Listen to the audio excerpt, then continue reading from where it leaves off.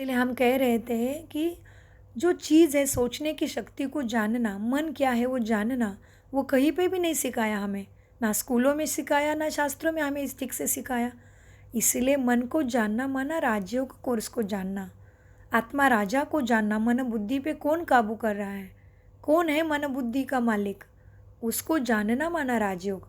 इसलिए परमपिता परमात्मा कहते हैं बच्चों, भक्ति मार्ग की बाबा कहते हैं देखो, रावण को फिर वर्ष वर्ष क्यों जलाते हैं? रावण को जलाया तो वह खत्म हो जाना चाहिए ना। भक्ति मार्ग की आमदनी कैसे है और ज्ञान मार्ग की आमदनी कैसे है? बाबा एकदम भंडारा भर देते हैं। उसके लिए मेहनत है। पवित्र ज़रूर मन बुद्धि से पवित्र रहना पड़ेगा। मन बुद्धि और कर्मणा से शुद्ध स्वच्छ ज़रूर रहना पड़े, तभी भगवान की शक्ति तुम्हें मदद कर सकती है। गाते भी है, अमृत छोड़ विष काहे को खाए। अमृत नाम से अमृतसर के एक मत तालाब भी बना दिया है। तालाब में डुबकी मारते हैं। मानसरोवर नाम का भी एक तालाब बना दिया है। मानसरोवर का अर्थ भी नहीं समझते। मानसरोवर अर्थात निराकार परमपिता परमात्मा ज्ञान सागर मनुष्य के तन में आकर ये ज्ञान सुनाते हैं, यही मानसरोवर है। मनुष्य ने कथाएं आदि कितनी बनाई है, वो भी बैठ बैठ के बनाई है, समय निकाल के बनाई है कथा है। लेकिन कथाओं से लिया किसने क्या? कुछ सीखा नहीं, तो फिर इतना दुख क्यों हो जाता अभी कलयुग के अंतिम में मनुष्य को? इतनी बीमारी तकलीफ क्यों नीचे पड़ी मनुष्य के? किसको तन का, किसको मन का, किसको धन का दुख है ही। तो बाबा कहते मनुष्य ने कथाएं आदि कितनी बैठ बनाई है। सर्वशास्त्रमणि सर्वशास्त्रमयी शिरोमणि गीता, फिर उसमें श्री कृष्ण वाचा लिख दिया। फिर श्री कृष्ण के लिए भी कितनी बातें लिख दी। सर्प ने डसा, स्त्रियों को भगाया, कितने झूठे कलंक लगाए हैं। अभी तुम समझ जा सकते हो, श्री कृष्ण की तो बातें ही नहीं है।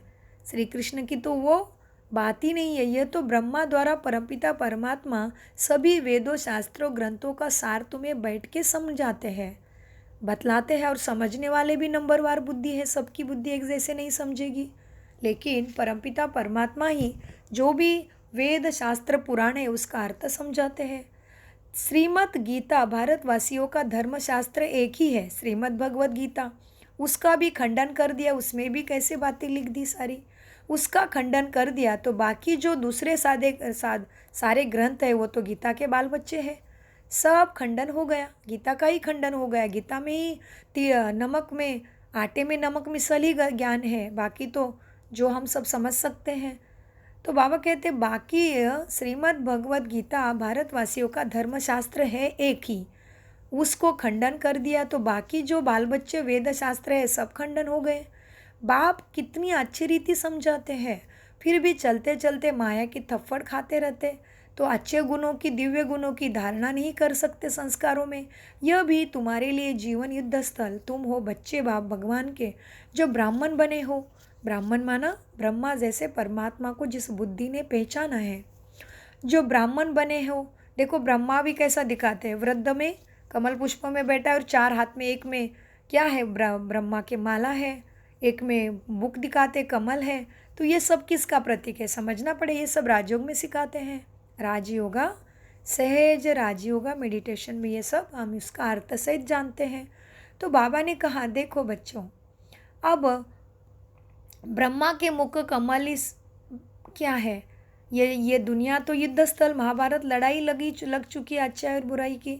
तुम जानते हो जो ब्राह्मण बने हो, गीता आदि में तो कोई ऐसे बात लिखी नहीं है कि ब्रह्मा के मुख वंशावली है। ब्रह्मा द्वारा यज्ञ रचा है, रुद्र ज्ञान यज्ञ तो बरोबर है, फिर युद्ध का मैदान कहाँ से आया? गाया भी हुआ है, राजस्व अश्वमेध यज्ञ। यह जो रथ है उसको हम बलि चढ़ाते हैं, वह फिर दक्ष प्रजापति का यज्ञ रच घोड़े को बैठ स्वाहा करते हैं। क्या क्या लिख दिया है, अर्थ नहीं जानते। तुम जानते हो सतयुग में भारत स्वर्ग था तो ज़रूर वहाँ बहुत थोड़े ही होंगे, देवी देवता थोड़े थे। जमुना के कंठे पर बरोबर राज्य होगा, सिर्फ देवी देवता राज्य करते होंगे। वहाँ तो गर्मी आदि भी होती नहीं, तो कश्मीर शिमला आदि जाना पड़े। वहाँ पे सतयुग का वायुमंडल ही ऐसा होगा आने वाली दुनिया का, जहाँ पे सब कुछ कंफर्टेबल है शरीर के लिए। तो इसीलिए बाबा कहते हैं सतयुग में देवी देवता राज्य करते होंगे, वहाँ तो कुछ भी तकलीफ वाली बात ही नहीं होती है। तत्व भी बिल्कुल ही सतो प्रधान अपने ही अवस्था में रहते हैं। यह भी समझने वाली बातें हैं। यह भी समझने वाले समझे। सत्युग को स्वर्ग कहा जाता है। यह सारी बातें जो समझने वाला है वही समझेगा। जिसके तकदीर में है उसके बुद्धि के ताले खुलेंगे। बाबा कहते हैं कलयुग को नरक कहा जाता, द्वापर को इतना नरक नहीं कहेंगे। त्रेता में भी 2 कला कम होती है, दुख नहीं है वहाँ भी।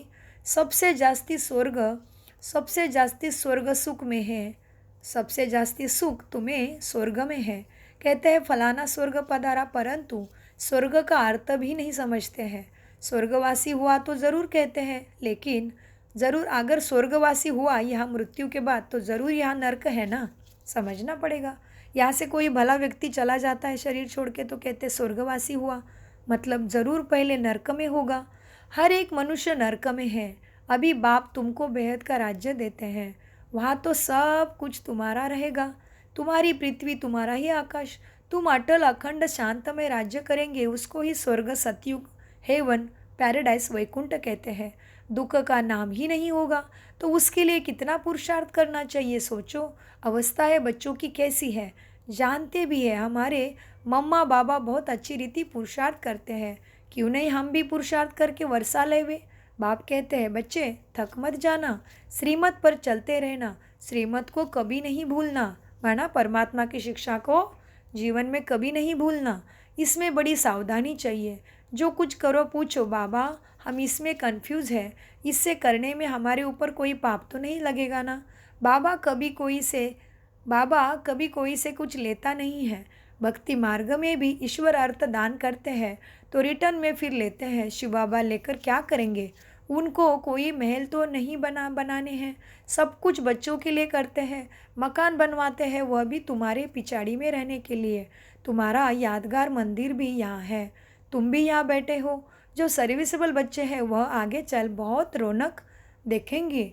यहाँ बैठे बैठे चक्र लगाते रहेंगे स्वर्ग का मन से, फिर वहाँ जाकर महल बनाएंगे। मकान की कंपटीशन होती है ना। अभी 100 वर्ष में कितना बनाया है। भारत को जैसे बहिष्ठ बना दिया है वहाँ 100 वर्ष में समझते हो क्या नहीं होगा। साइंस सारी तुमको वहाँ भी सतयुग में भी काम आती है, क्योंकि आत्मा के अंदर अभी संस्कार आ गए हैं साइंस के खोज के। साइंस का सुख ही वहाँ है, यहाँ तो दुख ही दुख है कलयुग में। साइंस पर कितनी मेहनत करते हैं। तुम बच्चे समझते हो कि यह सिर्फ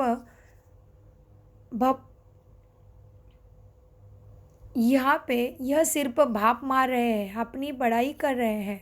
अल्पकाल क्षणभंगुर सुख है। यह माया की पिछाड़ी का पंप है ना। ये दुनिया में जो भी दिख रही है रौनक अभी थोड़ी देर के लिए है। ये एरोप्लेन रॉकेट आदि में अभी जाते तो है, आगे यह सब साधन तो नहीं थे, बिजली आदि भी नहीं थी। ये सब है माया का सुख जो मनुष्य को भरमाता है। मनुष्य को लगता है इधर ही स्वर्ग है। मनुष्य समझते हैं बस गाड़ी, सब कुछ, महल माड़ी मिल गई, प्रसिद्धि मिल गई तो यही स्वर्ग है, ऐसे समझ के यहाँ मूंझते हैं, जो थोड़ी देर के लिए सुख देता है। मनुष्य समझते बस यही स्वर्ग है। विमान आदि स्वर्ग में थे, अभी स्वर्ग है ना, अभी स्वर्ग है ना। यह नहीं समझते कि स्वर्ग के लिए तो अब तैयारी हो रही है। ये दुनिया स्वर्ग नहीं है। यहाँ के जो सुख के साधन है वो कभी भी दुख दे सकते हैं। अभी देखो एरोप्लेन में फ्लाई कर रहे हैं, लेकिन एरोप्लेन गिर भी तो जाता है। तो जो भी साइंस सुख का है वो दुख भी तो तुरंत दे सकता है ना। इसलिए ये स्वर्ग नहीं है। समझते धन है, महल है, बस हमारे लिए तो यही स्वर्ग है। अच्छा, तुम्हारे तकदीर में यही स्वर्ग है, हमको तो मेहनत कर सच्चे सच्चे स्वर्ग में चलना है, जिसके लिए तुम पुरुषार्थ करते हो। बुद्धि में ढीला नहीं पड़ना है। पुरुषार्थ में बाबा कहते समझ में और धारणा में, सत्य दिव्य गुणों की धारणा में, माना पुरुषार्थ में ढीला नहीं पड़ना है। ग्रस्त व्यवहार में रह पुरुषार्थ जरूर करना है। सबके साथ तोड़ निभाते हुए, सारे कर्तव्य कर्म करते हुए पुरुषार्थ करना है। माना मैं आत्मा पुरुष इस रथ में हूँ, तो मुझे कैसे दिव्य गुणों को धारण करना है ये भी हमेशा बुद्धि में रखना है। माना पुरुषार्थ ज़रूर करना है। ग्रस्त व्यवहार में रहते हुए, बाबा ने कुछ छोड़ने के लिए नहीं बोला है कि घर छोड़ो, जिम्मेदारी छोड़ो, माता पिता को छोड़ो, बच्चों को छोड़ो, धंधा दौरी छोड़ो, नहीं। ग्रस्त व्यवहार में रहते पुरुषार्थ करना है, सर्विस करनी है। खुद पवित्र बन, फिर अपने मित्र संबंधी आदि को भी लायक बनाओ। मीठी मीठी बातें सुनाओ जो सच्ची बातें हैं। बाबा ने दो बाप की पॉइंट्स बहुत अच्छी रीति समझाई है ना, कि सबके पास दो बाप है। कैसे? एक आत्मा का पिता परमपिता परमात्मा और दूसरा इस शरीर का पिता। तो दो बाप का राज भी सबको समझाओ। ये पॉइंट्स बड़ी अच्छी है। बाबा ने दो बाप की पॉइंट बड़ी अच्छी रीति समझाई है। वर्षा तो बाप से ही मिलता है ना, जिस तरह से शरीर के पिता से शरीर के जैसा वस्तु चीज़ें मिलती है। पिता प्रॉपर्टी देगा, घर बनवा के देगा, बच्चों को ज़मीन देगा, लेकिन मन की सुख शांति कौन देगा? वो तो आत्मा का पिता ही देगा ना। इसलिए बाबा कहते दो बाप का पॉइंट भी अच्छा समझाई है। बाप से कैसे वर्षा मिलता है? जायदाद है ना, बाप से वर्षा जायदाद है, तो दो बाप है सबके पास, तो मन की शांति भी तो एक बड़ी प्रॉपर्टी है ना। सोचो, जब मनुष्य शांति में रह के व्यवहार करता है तभी उसका गायन भी होता है, उसका पुण्य भी जमा होता है और सुख भी फिर साथ में रहता। तो शांति का कितना महत्व है। तो शांति किस में रहती है? मन में। मन क्या है? आत्मा की शक्ति। तो आत्मा को कौन जानेगा? तो आत्मा को जानने के लिए परमपिता परमात्मा के ज्ञान को जानना पड़ेगा। हाँ, कहते तो है सभी आत्मा आत्मा आत्मा है, लेकिन आत्मा कहते हमें भूत याद आता है, मरा हुआ मनुष्य मृत प्रत्य याद आता है। लेकिन आत्मा माना जिसको किसी ने एनर्जी कहा, जीव कहा, प्राण कहा, शक्ति कहा, तो आत्मा शक्ति है। आत्मा दिव्य ज्योति अमर अजर अविनाशी शक्ति है, जो एक शरीर छोड़ दूसरा लेती रहती है। मरती तो कभी नहीं आत्मा, शरीर मरता है। तो इसीलिए बाबा ने कहा दो बाप की पॉइंट बहुत अच्छी है। बाप से वर्षा भी तो मिलता है, तो जायदाद है ना। अच्छा, मीठे मीठे सिकिल दे बच्चों प्रति मात पिता मना ब्रह्मा बाबा शिव बाबा का याद प्यारा और गुड मॉर्निंग। रूहानी, रूह माना परमात्मा, रूहानी परमात्मा माना रूह बाप, रूहानी बाप की रूहानी बच्चों को नमस्ते। धारणा के लिए मुख्य सार है। भले इतना बड़ा क्लास है, इतनी बड़ी मुरली अमृत ज्ञान अमृत है, आत्मा का खाना है ये मुरली। जैसे शरीर को खाना देते हैं, तो मन के दुख हरने वाली, हाँ, मन को दुविधा से निकालने वाली, मन को असत्य से निकालने वाली अमृत में जो वाणी है, मुरली है, ज्ञान अमृत है। तो वो मुरली में से कोई भी पॉइंट भले याद नहीं रहा तो भले धारणा को याद रखो। अच्छा, धारणा भी याद नहीं रही तो वरदान को याद रखो। वरदान याद नहीं रहा तो स्लोगन याद रखो। तो क्या होगा? याद रहेगा तभी उसका स्वरूप बनने में, प्रैक्टिकल में लाने में आसान होगा। और प्रैक्टिकल में जब उसको यूज़ करेंगे तभी उसमें से अनुभव प्राप्त होगा। और जब अनुभव प्राप्त होगा तो फिर हमें सत्यता का सुख मिलने लगेगा, तो सत्यता से प्रेम हो जाएगा। इसीलिए कहते देखो, जो देखता है अनुभवी वो ना देख सके रवि। रवि माना सूरज। तो इस तरह से अनुभवी बनने के लिए, हर सत्य चीज़ का अनुभव प्राप्त करने के लिए जीते जी ज़रूर सहज राजयोगा का कोर्स जानना ज़रूरी है। धारणा के लिए मुख्य सार एवं समय की पुकार भी वही है कि स्वयं को पहचानो, स्वयं के सत्य परिचय को और स्वयं के पिता को, सुख शांति के दाता को ज़रूर पहचानो। धारणा के लिए मुख्य सार है, एक, पुरुषार्थ में कभी भी थकना नहीं है, बड़ी सावधानी से श्रीमत पर चलते रहना है, कभी भी इसमें कंफ्यूज माना मूंझना नहीं है। दो, कोई भी पाप कर्म नहीं करना है, सच्चे सच्चे स्वर्ग में चलने लिए पवित्र बनने और बनाने की सेवा भी करनी है। वरदान, निश्चय बुद्धि बन, लौकिकता में अलौकिक भावना रखने वाले डबल सेवाधारी ट्रस्टी भव। अभी कैसे बनेंगे डबल सेवाधारी ट्रस्टी? विश्लेषण है वरदान का। कई बच्चे सेवा करते करते थक जाते हैं, सोचते हैं यह तो कभी बदलना ही नहीं है। ऐसे दिलशकस्त नहीं बनो, निश्चय बुद्धि बन, मेरेपन के संबंध से न्यारे हो चलते चलते चलो। कोई आत्मा का भक्ति का हिसाब चुकता होने में थोड़ा समय लगता है, इसलिए धीरज धर, साक्षीपन की स्थिति में स्थित हो, शांत और शक्ति का सहयोग आत्माओं को देते रहो। शांति और शक्ति का सहयोग आत्माओं को देते रहो, लौकिक में अलौकिक भावना रखो और डबल सेवाधारी ट्रस्टी बनो।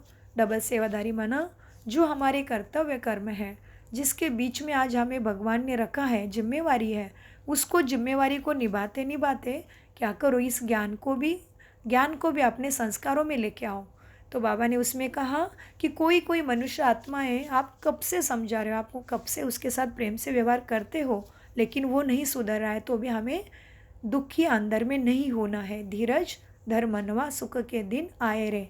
तो इसीलिए धीरज का फल भी मीठा कहते हैं ना, तो वही बाबा ने वरदान के विश्लेषण में हमें समझाया है।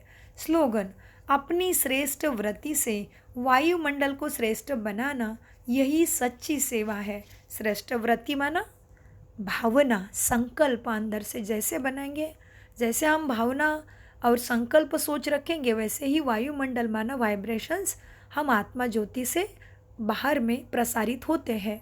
आत्मा है लाइट, किरणें फैलाती है अपने वाइब्रेशन के, अपने सोच के। इसलिए देखो मंदिर में जाते हैं, जब कोई कुछ उधर अच्छा ही गान चल रहा है तो उधर में अच्छा लगता है ना मन को थोड़ी देर के लिए, क्योंकि वहाँ की वाइब्रेशन का प्रभाव है। तो इसीलिए अपने घर को ही मंदिर बना सकते हैं हम। अपने मन को पहले मंदिर बनाना पड़े। मंदिर में जाना अच्छा लगता है कहते हैं ना, वैसे शब्द देखो, मंदिर माना पहले तो मन के अंदर जाओ, मन को समझो। मेरा मन ही मंदिर है, पहले तो मैं आत्मा इस मंदिर में माना इस मन बुद्धि के द्वारा कार्य करती हूँ। इस शरीर रूपी मंदिर में बैठी हूँ मैं आत्मा। मन के अंदर जाना पड़ेगा। मन को जानना माना मंदिर में जाना वास्तव में, और फिर मंदिर में जाने से देवी देवता जैसे हमारा जीवन सुखमय बन जाता है। इसलिए हम मंदिरों में देवी देवताओं की पूजा करते हैं, घरों में भी मंदिर रखते हैं, लेकिन उसमें से भक्ति पूजा करते करते सीखना था हमें। इसलिए देखो भक्ति में नवविधा भक्ति का महत्व बड़ा बताया जाता है कि कहते हैं कि नवविधा भक्ति है माना भजन, पूजन, अर्चन, कीर्तन, श्रवण, मनन, चिंतन, पाद सेवन, दास्य, सख्य और आत्मनिवेदन। ये नवविधा भक्ति की सीढ़ियाँ है। इसको समझने का समझाने का तरीका शब्द ऊपर नीचे हो सकते हैं, लेकिन नवविधा भक्ति जब तक पूरी नहीं होती है, विधि माना प्रोसीजर्स, विधि माना स्टेप्स। जैसे कि हमें कोई सब्जी बनाना है तो डायरेक्ट आलू को पानी में डाल के आपकी एकदम रसीली सब्जी बन जाएगी क्या? क्या आलू को देखते रहोगे तो सब्जी बन जाएगी? कि उसकी विधि को भी जानना पड़ेगा ना। क्या केवल आलू को हाथ में लेके बैठे और सब्जी बन जाएगी क्या? नहीं।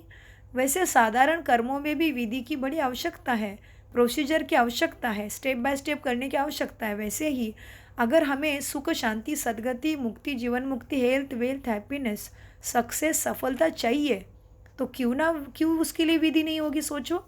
इसीलिए भक्ति भी कोई बुरा काम नहीं है, लेकिन भक्ति का अर्थ समझना, सच्चे दिल से भक्ति करना, तभी फिर भक्ति का भक्ति का फल भगवान ज्ञान देते हैं, सत ज्ञान देते हैं, और उसके बाद फिर हमें दुखों से छुटकारा माना वैराग्य प्राप्त होता है। जो चीज़ मेरी नहीं है उसमें ममत्व निकल जाता है समझ के द्वारा। इसका मतलब कर्तव्य कर्म नहीं छोड़ने हैं, लेकिन जो चीज़ मैं शरीर छोड़ने के बाद, मृत्यु के बाद मेरे साथ जाने वाली नहीं है, उसको मैं समेटने में कितना ममत्व लगाओ, कितने काम क्रोध ईर्ष्या में जाओ, ये अपने को समझ आती है।